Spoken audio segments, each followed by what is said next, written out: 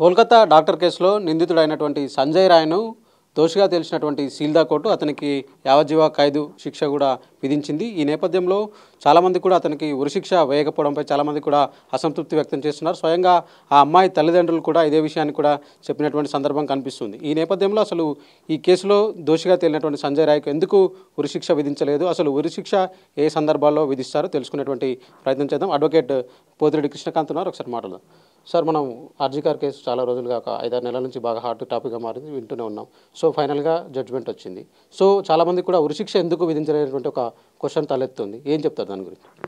ఇది శ్రవణ్ గారు, నేను నిన్న కూడా కొన్ని ఛానల్స్లో నేను లైవ్లో మాట్లాడటం జరిగింది. ఇది ఎప్పుడైతే నిన్న వర్డిక్ట్ వచ్చిందో ఈ సెల్డియా కోర్ట్ నుంచి, సెషన్స్ కోర్ట్ నుంచి, అదేంటంటే ఈ సంజయ్ రాయ్ని యావజ్జీవ కారాగార శిక్ష విధిస్తూ నిన్న జడ్జ్మెంట్ వచ్చింది. సో దానికి మనం చూస్తే విక్టిమ్స్ పేరెంట్స్ ఎవరైతే ఉన్నారో మెడికో సదరు అమ్మాయి వాళ్ళ పేరెంట్స్, సో వాళ్ళు కూడా దీని మీద కొద్దిగా అసమ్మతి చూపించడం జరిగింది. ఎందుకంటే వాళ్ళు ఎక్స్పెక్ట్ చేసింది ఒక డెత్ సెంటెన్స్, బట్ ఇక్కడ వాళ్ళకి ఏంటంటే ఇక్కడ యావజ్జీవ కారాగార శిక్ష పడింది.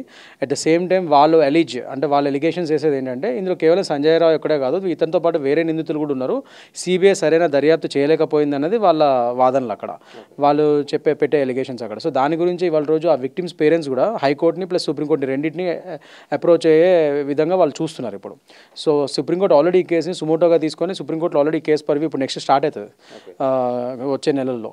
కాబట్టి ఎట్ ద సేమ్ టైం హైకోర్టులో కూడా దీని మీద మళ్ళీ పెడదామన్నట్టు ఆ ప్రతిపాదనలో కూడా వాళ్ళ పేరెంట్స్ ఉన్నారు, విక్టిమ్స్ వాళ్ళ పేరెంట్స్ ఉన్నారు. దానికి ఫిబ్రవరిలో డేట్ కూడా వచ్చింది, హైకోర్టు డేట్ ఇచ్చింది whether to take it. Already supreme court ఉన్నప్పుడు ఈ కేసు మళ్ళీ హైకోర్టు కూడా తీసుకొచ్చా లేదన్న విషయం మీద హైకోర్టు ఫిబ్రవరిలో డేట్ ఇచ్చింది, దాని గురించి హియరింగ్స్ విందామని చెప్పి. సో ఇవన్నీ నడుస్తున్నాయి ఒక విధంగా. సో ఇక్కడ ఒక విధంగా ఏంటంటే మీరు చెప్పినట్టు చాలామంది జనాల్లో కానీ వాళ్ళ పేరెంట్స్కి కానీ ఒక అసమ్మతి ఉంది. ఎందుకంటే ఇతను ఒక క్రూరమైన చర్య చేసినప్పుడు ఇతనికి డెత్ సెంటెన్స్ ఇవ్వకుండా యావజ్జీవ కారాగార శిక్ష ఎందుకు ఇచ్చారన్నది వాళ్ళ యొక్క వాదన. కానీ ఇక్కడ మనం కొన్ని లీగాలిటీస్ చూసుకోవాలి శ్రవణ్ గారు. ఇక్కడ ఏంటంటే ఏవైతే సెక్షన్స్ ఇప్పుడు అతని మీద సంజయ్ రాయ్ మీద పడ్డాయో ఇవాళ రోజు ఏంటంటే సెక్షన్ 64 ఒకటి రేప్, అది that is for rape, and section 66 that is for causing death, and section 103 of clause 1 of BNS, ఇవన్నీ అదేంటంటే ఫర్ మర్డర్ అనమాట. సో ఇవన్నీ బిఎన్ఎస్ లేటెస్ట్గా వచ్చిన భారతీయ న్యాయ సంహిత సెక్షన్స్ ఇవన్నీ. సో వీటి ప్రకారంగా ఏంటంటే ఇప్పుడు మొన్న రీసెంట్గా సుప్రీంకోర్టు గైడ్ లైన్స్ వచ్చాయి. అవి ఏంటంటే ఆ గైడ్ లైన్స్ అన్ని డిస్ట్రిక్ట్ కోర్ట్స్, హైకోర్ట్స్కి వాళ్ళు పంపించడం జరిగింది. డిసెంబర్లో వచ్చినాయి గైడ్ లైన్స్. అదేంటంటే మీరు డెత్ సెంటెన్స్ కేవలం రేరెస్ట్ ఆఫ్ ది రేర్ కేసెస్లోనే మీరు డెత్ సెంటెన్స్లు ఇవ్వాలి. మామూలుగా వేరే కేసుల్లో ఏదైతే యావజ్జీవ కారాగార శిక్ష ఇచ్చే ఛాన్సులు ఉన్నాయో అందులో యావజ్జీవ కారాగార శిక్ష వైపే మీరు పనిష్మెంట్స్ ఇచ్చే విధంగా చూడండి.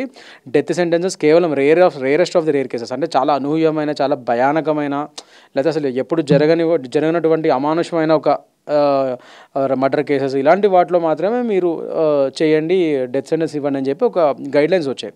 సో దాని ఆధారితంగానే నిన్న మనం చూస్తే సంజయ్ రాయ్ తరపున లాయరు ఇది రేరెస్ట్ ఆఫ్ రేర్ కేసెస్ కింద పరిగణించబడదు. ఎందుకంటే ఇందులో ఒక మర్డర్ జరిగింది, రేప్ జరిగింది, కానీ ఇక్కడ ఇతనికి కరెక్షన్ బేసిస్ మీద ఇప్పుడు లేటెస్ట్ బిఎన్ఎస్లో మనం చూసుకుంటే కొద్దిగా కరెక్షన్ ఫెసిలిటీస్ కూడా పెట్టాలి, ఇలాంటి వాళ్ళని రిఫార్మ్ చేయొచ్చు, ఇలాంటి నిందితుల్ని రిఫార్మ్, జైలు జీవితం ఇచ్చి రిఫార్మ్, వాళ్ళలో ఈ మెంటాలిటీలో చేంజెస్ రావడానికి రిఫార్మేషన్ పద్ధతులు కూడా ఇవాళ రోజు బిఎన్ఎస్లో పెట్టడం జరిగింది, ఎలాబరేట్ చేస్తూ. సో అలా ఉన్నప్పుడు ఇతని ఒక రిఫార్మేటివ్ పద్ధతిలో ఇతనికి జైలు శిక్ష వేయండి, ఇతన్ని డెత్ సెంటెన్స్ ఇస్తే ఇతనికి రిఫార్మేషన్, ఇలాంటి నేరస్తులకి రిఫార్మేషన్ ఏముంటుంది ఇంకా అన్న విధంగా వాళ్ళు వాదించడం జరిగింది సంజయ్ రాయ్ తరపున న్యాయవాది. అదేవిధంగా ఇక్కడ సిబిఐ తరపున గవర్నమెంట్ న్యాయవాది ఎవరైతే వాదించారో అతనికి అగేన్స్ట్గా వాళ్ళు ఏం చెప్పారంటే ఇది ఒక రేరెస్ట్ ఆఫ్ రేర్ కేసు కింద పరిగణించబడుతుంది. ఎందుకంటే ఒక నిండు అమ్మాయిని, ఒక మెడికల్ స్టూడెంట్ని అమానుషంగా చాలా క్రూరంగా అతను చంపడం జరిగింది, రేప్ చేసి ఇలా చంపాడు అతను. సో అలాంటప్పుడు ఇతను తప్పకుండా డెత్ సెంటెన్స్కి అర్హుడు ఇతను. సో దాని విధంగా ఒక కఠినమైన ఒక శిక్ష వేయండి ఇతనికి అని చెప్పి వాళ్ళు వాదించారు. కానీ లాస్ట్కి మనం చూసాం నిన్న సెల్దియా కోర్టు లాస్ట్కి ఒక విధంగా సంజయ్ రాయ్ వాళ్ళ లాయర్తోనే ఏకీభవిస్తూ ఇది రేరెస్ట్ ఆఫ్ రేర్ కేసు కింద పరిగణించబడదు, ఎందుకంటే ఒక విధంగా ఒక రిఫార్మేటివ్ ప్రొసీజర్స్ కూడా ఇవాళ రోజు మనకి ఉన్నాయి కాబట్టి ఒక నేరస్తుడికి ఒక ఛాన్స్ ఇవ్వాలి కాబట్టి, సో ఒక రిఫార్మేటివ్ పద్ధతిలో ఇద్దాము.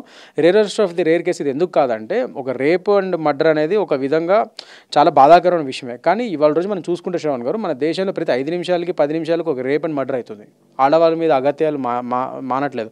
ఇవాళ ఇటు రోజు చూసుకుంటే ఆర్జీకార్ కేసు, ఈమె ఒక మెడికల్ స్టూడెంట్, ఒక సదరు కాలేజ్లో ఆమె ఒక అన్యాచురల్ డెత్ అయింది, ఆమె ఆ ల్యాబ్లో ఆమె బాడీ దొరికింది. అవన్నీ వాళ్ళ ఫెల్లో స్టూడెంట్స్ చూసి ఇమీడియట్గా వాళ్ళు ధర్నా చేశారు. ఆల్రెడీ అక్కడ మనం చూసుకుంటే అంతకుముందు ఆ ప్రిన్సిపల్ ఎవరైతే ఉన్నాడు సందీప్ ఘోష్, అతని మీద చాలా అలిగేషన్స్ ఉన్నాయి. ఫినాన్షియల్ ఇర్రెగ్యులారిటీస్ మీద, వేరే స్కామ్స్ చేస్తున్నాడు, అతను ఆ పోస్ట్ని దుర్వినియోగం చేస్తూ ఎన్నో స్కామ్స్ చేశాడు, financial scams. At the same time ఈ మర్డర్ కేసులో కూడా అతనికి ఏదో ఈ ఎవిడెన్స్ని ట్యాంపర్ చేశాడు. వెంటనే అసలు ఇక్కడ ఒక అమ్మాయి చనిపోయిందని చెప్పి ఆమె కొలీగ్ రిపోర్ట్ చేస్తే ఇతనికి ప్రిన్సిపల్కి సందీప్ ఘోష్కి, అతను వెంటనే ఆ బాడీని ఇన్ఫార్మ్ చేయకుండా మార్చరీకి పంపించేయమని చెప్పడము, ఆర్డర్ ఇవ్వడము, పోలీసులకి కంప్లైంట్ ఇవ్వకపోవడం, ఇలాంటివన్నీ ఎవిడెన్స్ ట్యాంపర్ చేసే పనులను చేశాడు. సో దీని ఆధారితంగానే అక్కడ స్టూడెంట్స్ అంత పెద్ద ధర్నాలు చేసి ఆమెకు తోటి స్టూడెంట్స్ ఈ కేసుని చాలా హైప్ తీసుకురావడం జరిగింది. సో దానివల్ల ఇవాళ రోజు ఈ కేసు ఒక rare of the rarest cases లాగా పరిగణించబడుతుందని మీరు అనుకుంటున్నారు. కానీ రేపు మర్డర్ కేసు ఇది ఒక రోజు మన ఇండియాలో అయితేనే ఉంటాయి. ముఖ్యంగా ఊర్లలో ఇలాంటివి చాలా జరుగుతుంటాయి, కానీ ఇవి బయటకు రావు, ఎందుకంటే అప్పుడు మీడియా అక్కడ అవన్నీ కవర్ చేయవు. కాబట్టి ఇది ఇంత హైప్ అయింది, ఇంతమంది మెడికల్ స్టూడెంట్స్ ధర్నాలు చేశారు, ఒక విధంగా వెస్ట్ బెంగాల్ గవర్నమెంటే తలదించుకునే పరిస్థితి ఏర్పడింది. కాబట్టి ఇది ఇంత హైప్ వచ్చింది కాబట్టి ఇది కవర్ అయింది. సో దాని పరంగా మీరు ఇది rare of the rarest cases అని చెప్పడానికి లేదు అన్న పందాల్లో ఇది. ప్లస్ ఆ నేరస్తుడికి ఒక రిఫార్మేషన్ ఇచ్చే ఛాన్స్ కూడా ఇవ్వాలి. జీవిత ఖైదు ఇస్తే అతను రిఫార్మ్ అవుతాడు, అలాంటి ఛాన్సెస్ కూడా నేరస్తులకు ఇవ్వాలన్న ప్రతిపాదన మీద ఇవాళ రోజు ఈ కింద కోర్టు, సెషన్ కోర్టు అలా జడ్జిమెంట్ ఇవ్వడం జరిగింది. అతనికి లైఫ్ ఇంప్రిజన్మెంట్ ఇచ్చింది.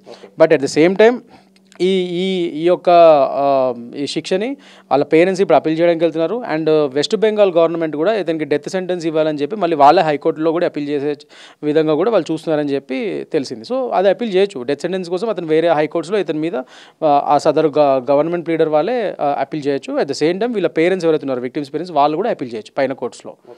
అంటే చాలామందికి ఒక జీవిత ఖైదు అంటే 14 years కాలం పాటు శిక్ష అనేటువంటి అభిప్రాయంలో ఉన్నారు. నిజంగా అది 14 years ఏంటి అసలు? లేదు, ఇట్స్ ఎ రాంగ్ నోషన్. ఇప్పుడు యావజ్జీవ కారాగార శిక్ష అంటే ఇదివరకు 14 ఏళ్ళు అనుకునేటోళ్ళు. ఇప్పుడు ఇది ఏంటంటే ఈ యావజ్జీవ కారాగార శిక్ష until his natural death, until his natural life, అంటే అతను బతికినంత కాలం ఇంకా జైలు జీవితమే గడపాలి అతను. ఇక్కడ లైఫ్ ఇంప్రిజన్మెంట్ అంటే అతనికి బతికినంత కాలం జైల్లోనే ఉండాలి. అది ఇక్కడ లైఫ్ ఇంప్రిజన్మెంట్ అంటే, నాట్ 14 years. స్వయంగా అమ్మాయి పేరెంట్స్ కూడా జరిగినటువంటి దర్యాప్తు తీరుపై అసంతృప్తి వ్యక్తం చేశారు. అంటే సిబిఐ దర్యాప్తుని మళ్ళీ దర్యాప్తు చేయమని అడిగేటువంటి అవకాశం ఉంటుందా కోర్టులో? డెఫినెట్లీ. ఎందుకంటే ఇప్పుడు ఇక్కడ మనం చూసుకుంటే సిబిఐ ఓన్లీ సంజయ్ రాయ్ పరంగానే ఒక ఛార్జ్షీట్ ఫైల్ చేసింది. మళ్ళీ సందీప్ ఘోష్ ఎవరైతే అక్కడ ఎవిడెన్సెస్ ట్యాంపర్ చేశాడో, మళ్ళీ ఇంకో అతను కూడా నిందితుడు ఉన్నాడు, ఇంకోటి A3 కూడా. మరి వీళ్ళిద్దరు కలిసి అక్కడ ఎవిడెన్సెస్ ట్యాంపర్ చేశారు. సరైన ఈ మర్డర్ అయినప్పుడు దీని మీద పోలీసుకి ప్రాథమిక కంప్లైంట్ ఇవ్వాలి, ఎఫ్ఐఆర్ దర్జీ చేయలేదు, ఇవన్నీ వీళ్ళ మీద ఎలిగేషన్స్ ఉన్నాయి. సో దాని పరంగా సిబిఐ ఇంకా ఛార్జ్షీట్ వాళ్ళ మీద ఫైల్ చేయలేదు. అక్కడ ఫెయిల్ అయింది. వితిన్ 90 days టైం ఉంటుంది ఛార్జ్షీట్ ఫైల్ చేయడం. ఆ వితిన్ టైం ఫ్రేమ్లో సిబిఐ ఛార్జ్షీట్ ఫైల్ చేయలేకపోయింది సందీప్ ఘోష్ మీద, ఇంకో అతని నిందితుడి మీద. సో దానికి ఆధారితంగానే వీళ్ళని మొన్నటి వరకు జైల్లో పెట్టారు, సందీప్ ఘోష్ని, ఆ వేరే నిందితుడిని. సో వాళ్ళకి బెయిల్స్ కూడా వచ్చాయి, మొన్న డిసెంబర్లో బెయిల్స్ వచ్చాయి వాళ్ళకి. సో ఇప్పుడు అది ఇంకా ఛార్జ్షీట్ ఫైల్ చేయలేదు. వాళ్ళ మీద కూడా ఛార్జ్షీట్ ఫైల్ చేస్తే అప్పుడు ఇందులో ఇతను ఒక్కడే కాదు, వేరే వాళ్ళ హస్తం కూడా ఉందన్న విషయాలు ఏమైనా బయటపడే ఛాన్సెస్ ఉన్నాయి. ఇవాళ రోజు ఆ విక్టిమ్స్ పేరెంట్స్ అదే ఆరోపిస్తున్నారు. వాళ్ళు ఏమంటున్నారంటే ఇక్కడ సంజయ్ రాయ్ ఒక్కడే కాదు, అతను ఒక్కడనే ఒక స్కేప్ గోట్ లాగా, ఒక నిందితుడిలా చూపిస్తున్నారు. అతను ఒక్కడే కాదు, అతను ఒక బలి పశువు మాత్రం, అతను కూడా ఉన్నాడు, కానీ అతను బలి పశువులాగానే చూపిస్తున్నారు. అతనితో పాటు వేరే వాళ్ళ హస్తం లేకుండా ఇంత పెద్ద క్రైమ్ అవ్వదు. సో ఆ హాస్పిటల్కి సంబంధించిన వేరే శక్తులు కూడా ఉన్నాయి అక్కడ, వాళ్ళు కూడా ఇందులో ఏదో ఒక పర్పట్రేటర్స్ అంటాం, అంటే ఆయనతో పాటు వేరే వాళ్ళు కూడా అందులో నిందితులు ఉన్నారు. అది సరైన ఇన్వెస్టిగేషన్ సిబిఐ కానీ సదరు వెస్ట్ బెంగాల్ పోలీసు వారు కానీ చేయలేకపోయారు. సో అందుకనే ఈ ఇన్వెస్టిగేషన్ సరిగ్గా కాలేదు. కాబట్టి మళ్ళీ సిబిఐ వారు సరైన ఇన్వెస్టిగేషన్ చేసి దీనికి సప్లిమెంటరీ ఛార్జ్షీట్, ఆల్రెడీ ఇప్పుడు సంజయ్ రాయ్ మీద ఈ ఛార్జ్షీట్ వేశారు కదా, ఇందులో వేరే నిందితులు కూడా ఏమైనా ఉన్నారా ఆ పందాలో ఇన్వెస్టిగేషన్ చేసి ఉంటే వాళ్ళ మీద కూడా సప్లిమెంటరీ ఛార్జ్షీట్ కూడా ఫైల్ చేయాలని చెప్పి వీళ్ళు కోరుతున్నారు, వీళ్ళ పేరెంట్స్, ఆ అమ్మాయి వాళ్ళ పేరెంట్స్. సో దీని పరంగానే వాళ్ళు హైకోర్టులోని సుప్రీంకోర్టులోని ఛాలెంజ్ చేస్తున్నారు దీన్ని. సో చూడాలి ఏమవుతుందో. అంటే ఇప్పటివరకు మనం అమ్మాయి తరపు నుంచే మనం దీన్ని మరణశిక్షగా మార్చాలని అందరూ కూడా రీపిటిషన్ వేసుకునేటువంటి అవకాశం కూడా ఉందని మాట్లాడుకుంటున్నారు. సో ఎవరైతే సంజయ్ రాయ్ అతనికి కూడా అవకాశం ఉందో శిక్షణ తగ్గించమని అడిగేటువంటి అవకాశం కూడా ఉందా? 100% ఒక అక్యూజ్డ్ ఎప్పుడైతే కన్విక్ట్ అవుతాడో అతనికి కూడా అన్ని రైట్స్ ఉంటాయి. అతని శిక్షని తగ్గించమని, లేకపోతే ఆ పడిన ఏదైతే జడ్జిమెంట్ని అప్పీల్కి వెళ్ళడానికి అతనికి అన్ని హక్కులు ఉంటాయి. సో అతను హైకోర్టుకి వెళ్ళచ్చు, అక్కడ ఓడిపోతే మళ్ళీ సుప్రీంకోర్టులో కూడా అప్పీల్ చేసుకోవచ్చు. అది అతనికి ప్రాథమిక హక్కు, అది స్టాట్యుటరీ రైట్, అది for any convict or accused. అది కాకుండా అట్ ద సేమ్ టైం ఇక్కడ మనం చూసుకుంటే ఈ విక్టిమ్ సైడ్ కూడా ఫ్యామిలీ కానీ వాళ్ళు కానీ సేమ్ అతనికి పడిన శిక్ష సరిపోలేదని చెప్పి ఇప్పుడు మనం ఏదైతే చూస్తున్నామో వాళ్ళు అదే కదా హైకోర్టు సుప్రీంకోర్టులో కూడా వెళ్తున్నారు వాళ్ళు. సో సో అలా వాళ్ళు కూడా చేయొచ్చు.